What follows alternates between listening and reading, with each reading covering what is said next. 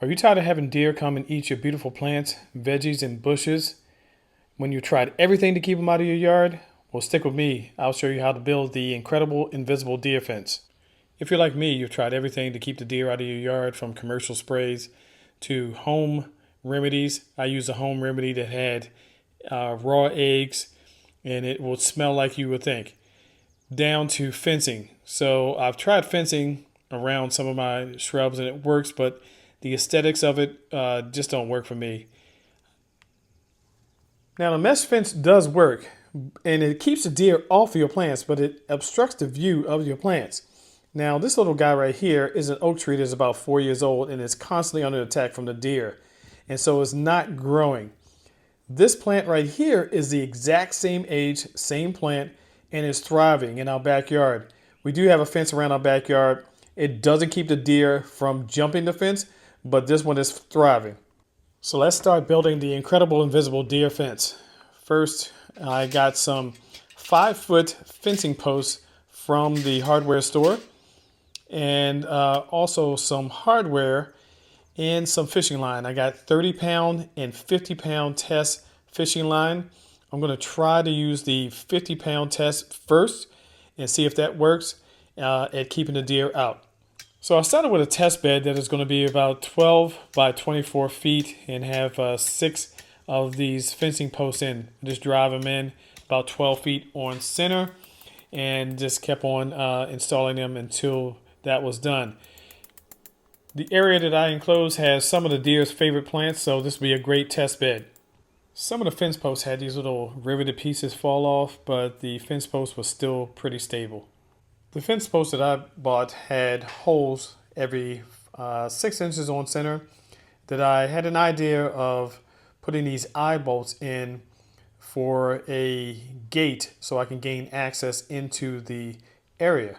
They were 1/4 inch by 2 inch eye bolts that I used as part of this gate assembly. I just screwed them in to the fence post. I put 5 of them in, so I'll put 1 about every foot from the top in, and then 2 that were closer at the bottom. After the eye bolts were in, I wanted to start stringing up the full enclosure. And as part of the gate assembly, I had these eye bolts that I bought with a hook at the end. So you're able to get the string or the gated string assembly open. So to start the assembly, I use a clinch knot on the eye bolt and hook assembly. Very strong knot that I've used many times fishing. As I said, I'm using 50-pound test line. I know it seems like this may not keep out the deer, but stick with us and stick to the end until you see if this works or not. I wrapped it around each fence post about 4 to 6 times, and then I tied it off and just repeated the process for another 4 times around. And assembly went pretty quickly once I got the hang of it, and before you know it, it was completed.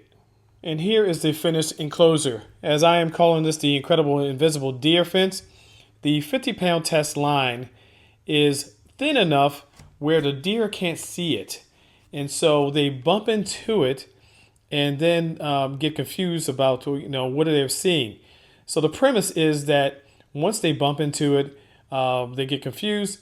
It won't break, hopefully. Now, if a deer is running full speed, it's going to break this up.